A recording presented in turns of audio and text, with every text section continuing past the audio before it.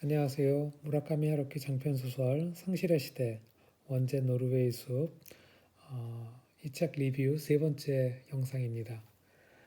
제가 이 책을 읽었을 때 지난번 영상에서 언급했던 바와 같이 장마철에 내리는 세찬 장마비를 온몸으로 맞은 것 같다라는 그 표현을 했습니다. 이 무라카미 하루키가 그 주인공 와타나베를 통해서 당시의 젊은이의 어떤 생각이나 그다음에 그 당시의 사회상을 이 소설을 통해서 이야기를 하고 있습니다.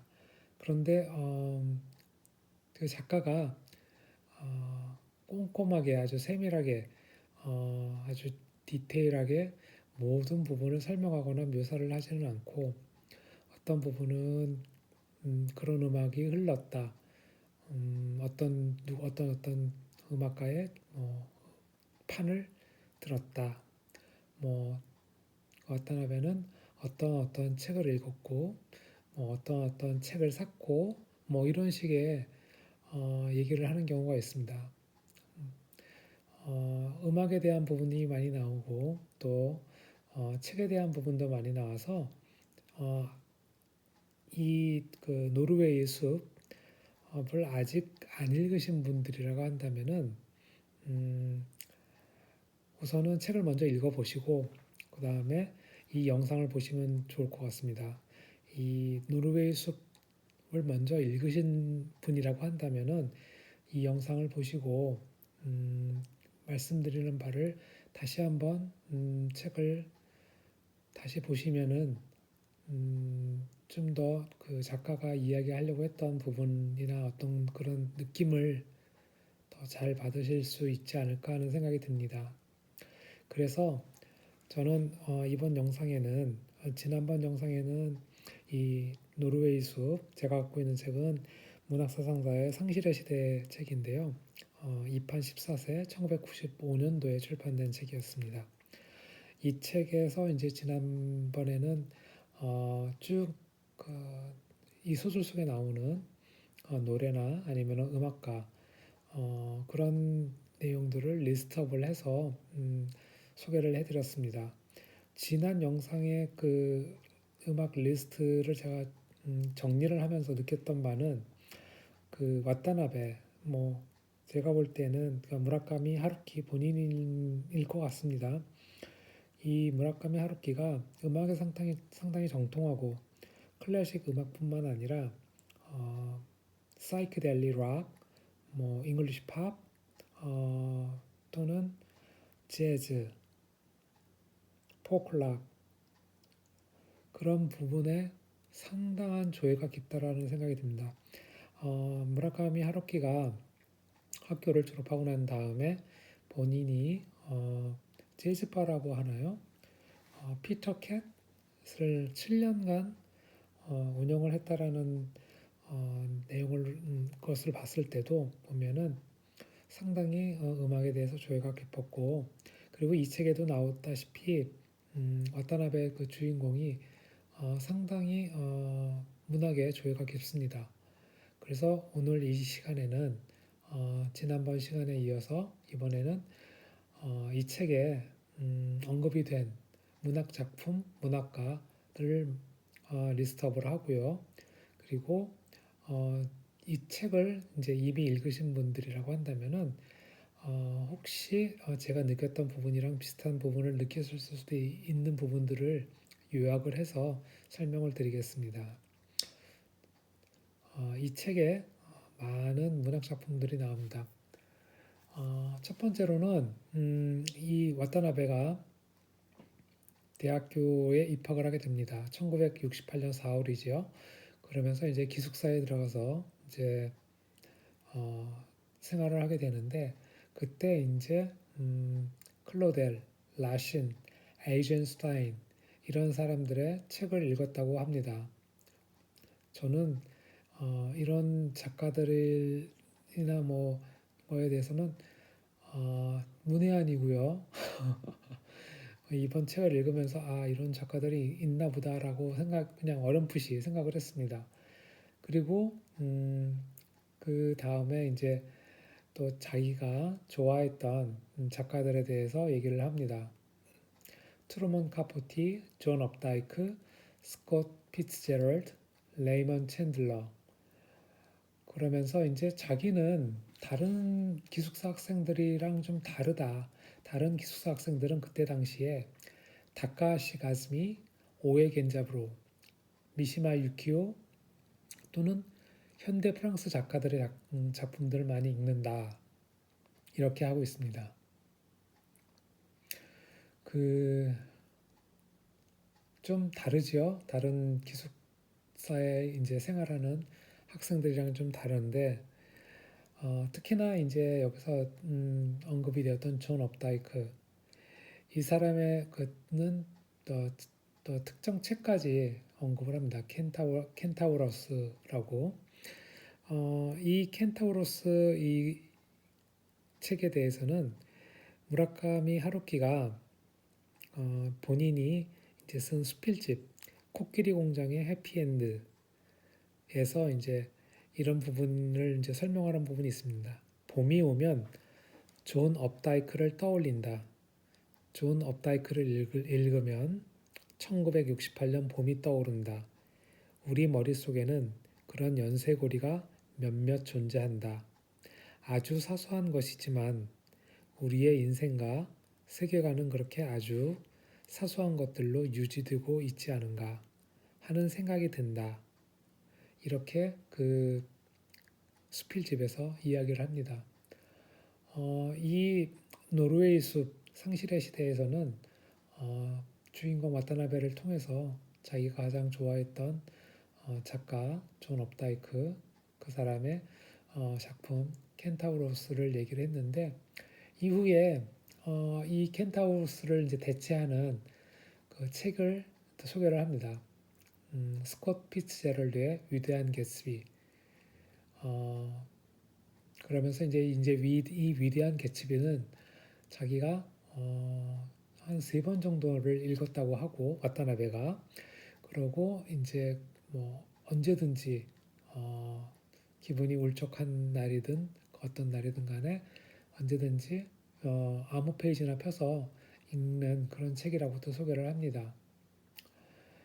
그러는 와중에 이제 기숙사에 같이 생활하는 나가사와 선배라는 사람을 만나서 이제 친구로 사귀게 되는데 이 나가사와 선배가 좋아하는 작가는 발자크, 단테, 조셉 컨레드, 디킨스입니다. 저는 이 중에 찰스 디킨스의 작품은 몇 작품을 읽었습니다. 어린이 버전으로 나온 그 작품을 읽었던 거였고요. 제가 아주 어렸을 때. 그런데 아마 이 찰스 디킨스의 작품도 정식으로 이제 출판된 그 작품이라고 한다면은 조금 내용이 좀 다를 것 같기는 생각이 듭니다.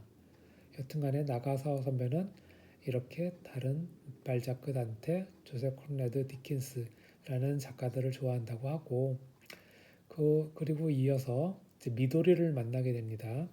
와타나베는 와타나베가 미도리를 만나는데 미도리네 집은 고바야시라는 서점을 운영하고 있는데 그 고바야시 서점에 대해서 미도리가 설명하는 부분에 자기네 서점에는 전쟁과 평화 또는 성적 인간 또는 호밀바테 파스쿤 같은 책들은 없다라고 합니다. 아마 이런 책들은 굉장히 문학적인 어떤 그런 책이어서 일반 대중한테 잘 팔리지 않아서 잘 갖다 놓지 않는 그런 책이라는 느낌을 받았습니다. 그래서 고바야시 서점은 지금은 많이 없지요. 예전에 각 동네마다 하나씩 있었던 동네의 작은 서점 거기서 이제 주로 이제 학기 초가 되면 뭐 참고서 같은 것들이 이제 그런 것들을 사고 그리고 이제 간혹가다 이제 베스트셀러 같은 책들을 이제 샀던 그런 기억이 납니다. 그런 조그만 서점 뭐 또 시대 배경이 1968년이니까 아마 그렇지 않을까 하는 생각이 듭니다.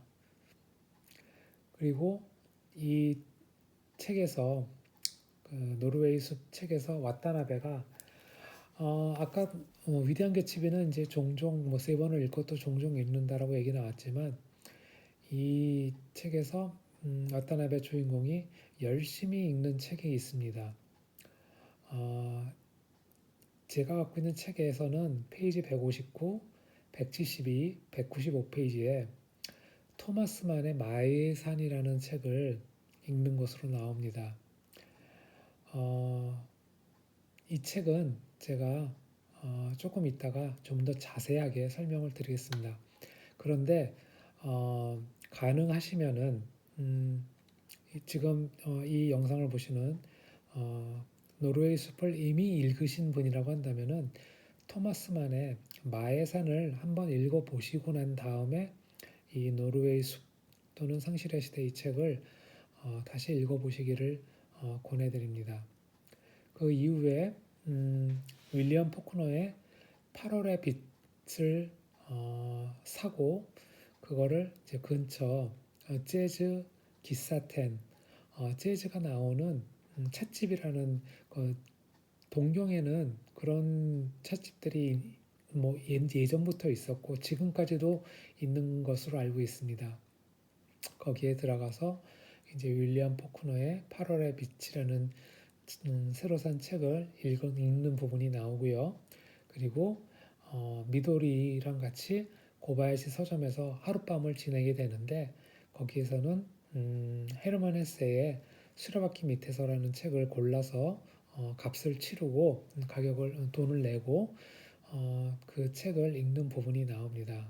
그래서 어떻게 보면 이 책에서는 여러 문학가와 작품들이 나오는데 이 와타나베가 당시 1968년, 1969년 그리고 1970년 초반까지 읽는 책은 네 권으로 요약이 됩니다.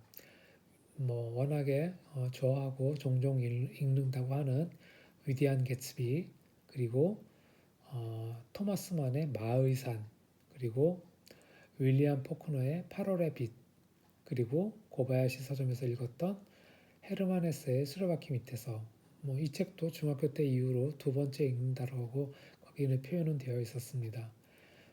이 중에 토마스 만의 마에사는 기회가 되시면 한번 읽어보시고 난 다음에 노르웨이 숲을 또 읽으실 마음이 있으시면 그렇게 하시는 것이 좋을 것 같다는 생각이 듭니다. 그리고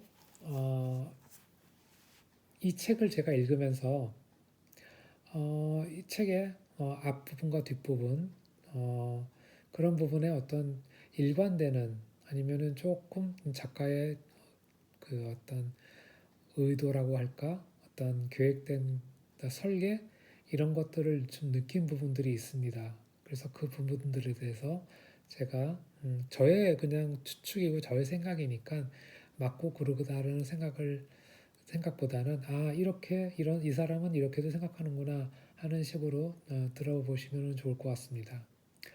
제가 이 책을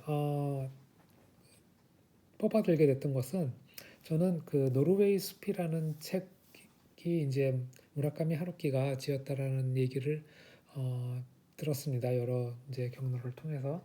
그래서 그 책을 한번 기회가 있으면 한번 보면 좋겠다 하는 생각을 했습니다. 왜냐하면은 제가 무라카미 하루키의 첫 번째 책을 좀 선물을 받아서 이제 읽게 됐었는데 그 책은 렉싱턴의 유령이라는 책이었습니다. 저와 제가 별로 그렇게 좋아하지 않는 그런 장르의 내용이었고 그래서 이 사람 이 작가는 나랑은 잘 맞지가 않나 보다 하는 생각이 들었었습니다. 그런데 이 노르웨이 숲이라는 이 책에 대해서 여러 이제 경로를 통해서 듣고 하다 보니까 관심이 생겼는데 집에는 이제 책꽂이에 책들이 꽂혀 있는데 상실의 시대라고 이제 꽂혀 있지 않습니까? 큰 글씨로. 근데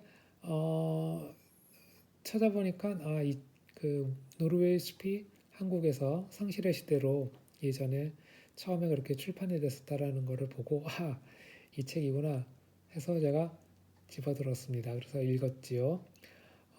95년도 책이었는데 지금 읽었으니 어휴, 한 30년이 흐른 다음에 읽은 책이지요. 근데 이 책은 원래 제 책이 아니라 다른 사람의 책이었는데 집에 있어가지고 같이 쭉 지내긴 했었던 거죠, 집에서. 그러다가 이제 30년 만에 이 책을 이제 읽게 된 겁니다. 근데 제가 이 노르웨이 숲, 이 제목과 또 여기 뭐 처음에 시작도 노래가 비틀즈의 노르웨이 숲, 노르웨이지안 우드, 그리고 맨 마지막에 음, 어, 여러 곡의 이제 기타 연주를 하는 부분이 나오는데 거기에서도 맨 마지막 곡이 또 비틀즈의 노르웨이지안 우드입니다.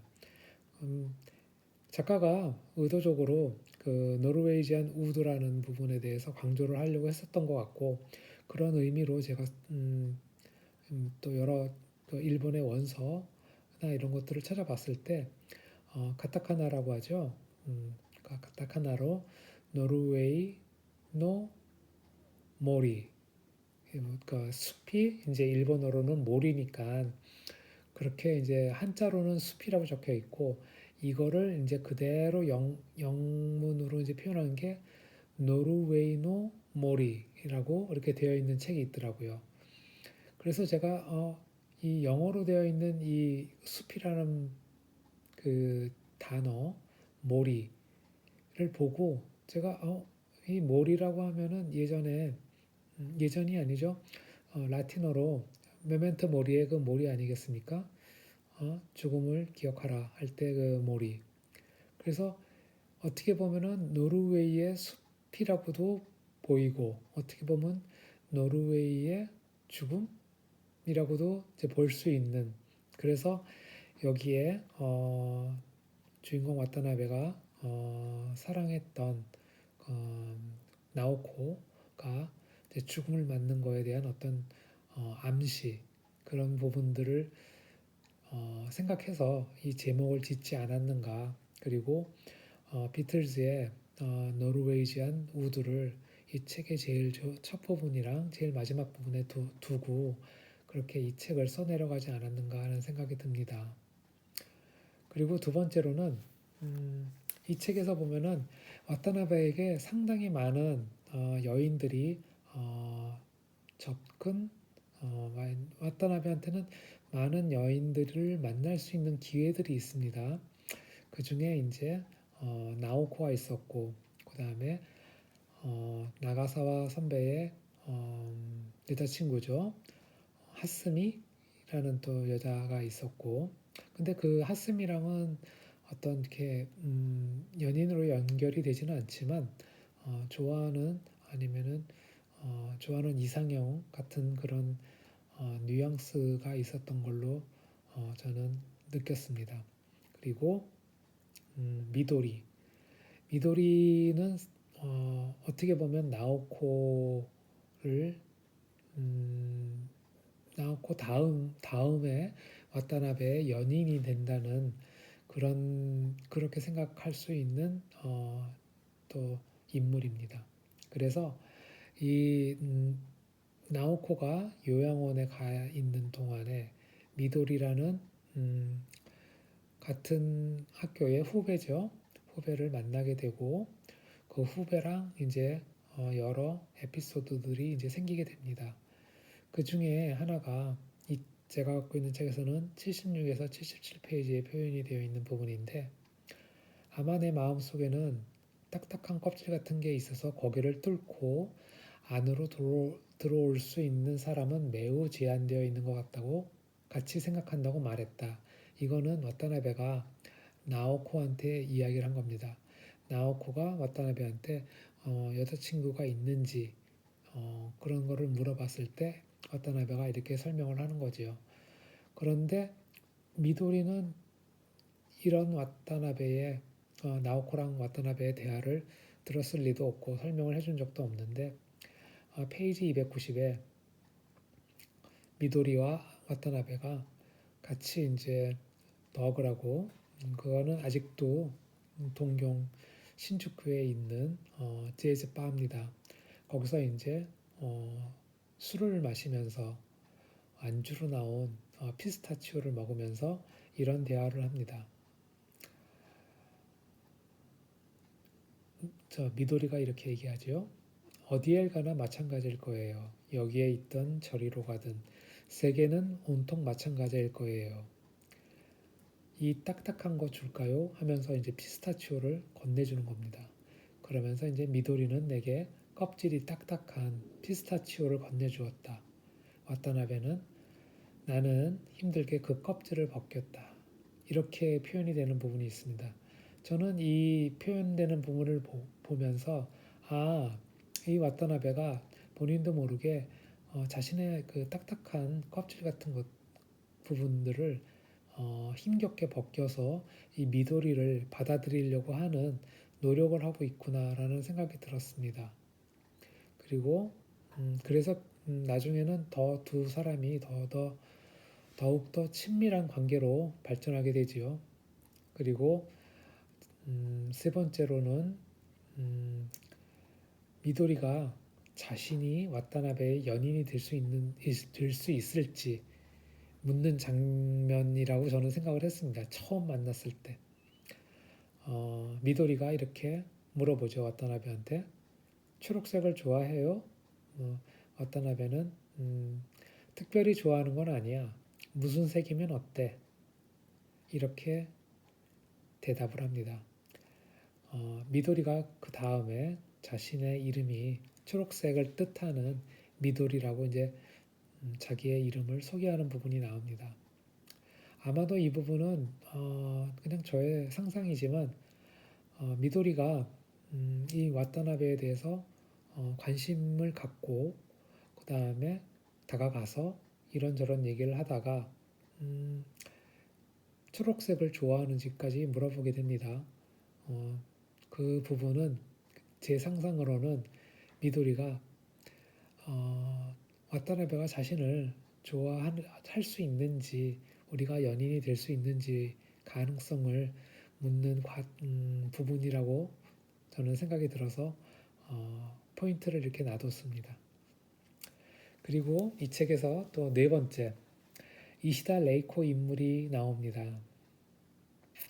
이 이시다 레이코 인물은 그 나오코가 있는 요양원에 아미료 요양원이죠. 거기에 7년 동안 있었다는 인물입니다. 아까 그 와타나베가 읽는 책 토마스 만의 마의산 이 책을 이 노르웨이 숲 이 소설 속에서 3번을 언급을 하면서 읽는 것으로 표현을 합니다. 그만큼 이 와타나베가 열심히 읽었다라는 책이겠죠. 1969년도에 이 토마스 만의 마의산 이 책은 1924년도에 출판된 책이고요. 주인공인 한스 카스트로프가 사촌형이 이제 있는 요양원에 면회를 갔다가 원래대로 하면은 3주간 머물 계획이었는데 거기서 7년을 머물렀다는 이야기가 나옵니다. 그 이야기가 저는 레이코가 교토 북쪽 아미료 요양원에서 7년을 보낸 거랑 유사하다고 생각이 들었고 또 와타나베가 나오코를 처음 면회 갔을 때 책을 읽는 부분이 나오는데 레이코가 물어봅니다. 무슨 책을 지금 보냐고. 거기서 와타나베가 토마스만의 마해산을 가지고 가서 지금 읽고 있다 이렇게 하는 부분에 대해서 그 이시다 레이코가 약간의 면박을 줍니다. 요양원에서 벌어지는 이야기를 가진 책을 여기 요양원에 갖고 와서 읽는다고 그렇게 약간의 면박을 줍니다. 그래서 이 이시다 레이코의 인물을 설정을 할 때 아마도 토마스만의 마해산이 많은 역할을 하지 않았는가 하는 생각이 듭니다. 그리고 와타나베에 대한 그 말투, 인상에 대해서 서로 만나지도 않은 두 다른 여자 인물들이 비슷한 의견으로 그 묘사하는 부분이 나옵니다. 첫 번째로는 이제 미도리가 페이지 114페이지에 봐요. 선배 말투는 꼭 험프리 보가트 같아요. 냉소적이고 터프하고. 그리고 페이지 187에 레이코는 학생은 참 이상한 말투를 쓰네요. 하고 그녀가 말했다. 호밀밭의 파수꾼에 나오는 남자 주인공의 흉내를 내고 있는 건 아닐 테고 하고 뭐 다정하거나 자상한 말투가 아니라는 것은 생각이 듭니다.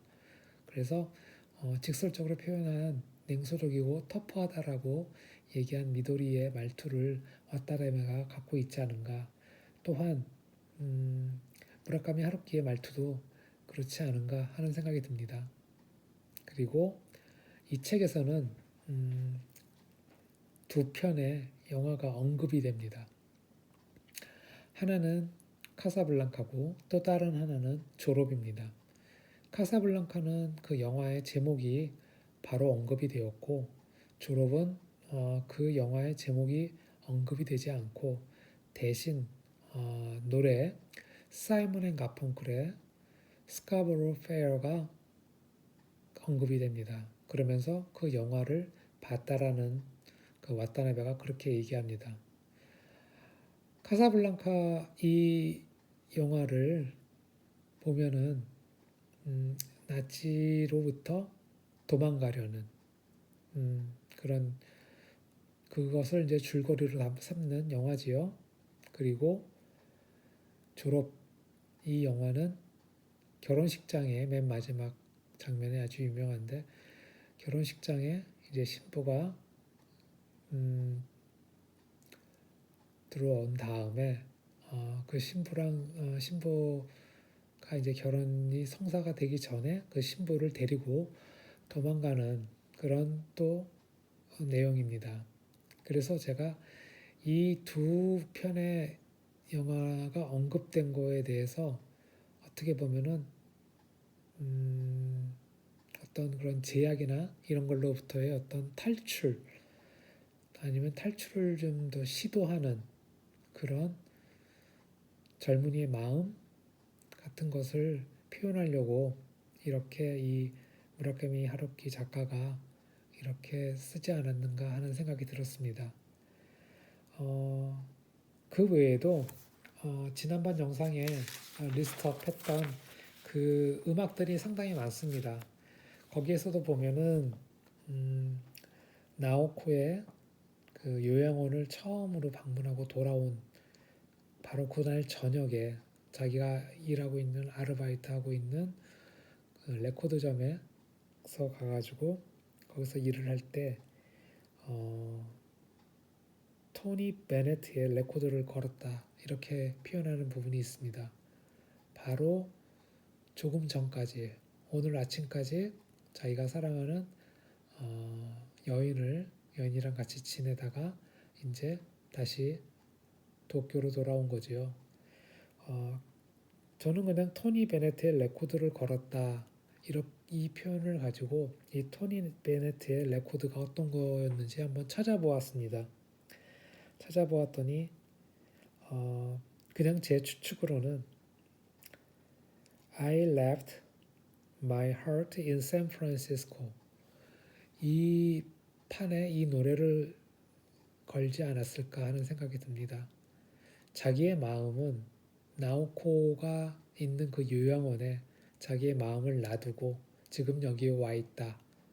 그런 거를 표현하기 위해서 이 작가는 그렇게 일일이 세세히 설명을 하지 않고 자기가 일하는 와타나베가 일하는 레코드점에 와서 토니 베네트의 레코드를 걸었다. 이렇게 표현을 하지 않았을까 하는 게 제가 이 책을 읽고 그 다음에 여기 나왔던 음악 리스트를 정리를 하고 여기에 나왔던 문학가와 문학 작품들을 정리를 한 다음에 그 정리들을 바탕으로 저 나름대로의 상상했던 내용들이었습니다. 내용이 맞을 수도 있고 틀릴 수도 있습니다. 책을 여러 다각도로 재밌게 보시려고 하시는 분은 제 이번 영상에 서 추천드리는 그런 어떤 아이디어를 가지고 어, 이 책을 다시 한번 읽어보시면은 재미가 있을 것 같기는 합니다. 그러면은 감사합니다.